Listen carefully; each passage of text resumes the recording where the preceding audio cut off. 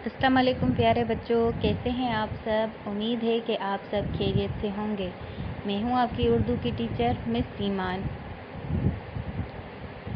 आज हम सीखेंगे हुरूफ अलिफ की लिखाई। अच्छा प्यारे बच्चों, आज हम सीखेंगे हुरूफ अलिफ की लिखाई। सबसे पहले हम ये देखेंगे कि हुरूफ अलिफ से क्या आता है। अलिफ से अनार, अलिफ से अनार, अलिफ से अनार। आइए अब देखते हैं हुरूफ अलिफ को कैसे लिखा जाता है।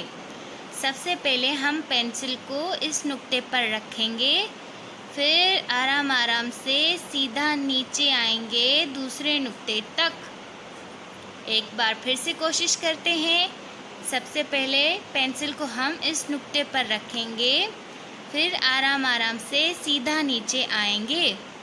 एक बार फिर से कोशिश करते हैं।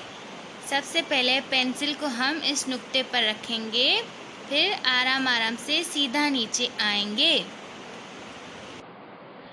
शुक्रिया वीडियो देखने के लिए। खुदा हाफिज़।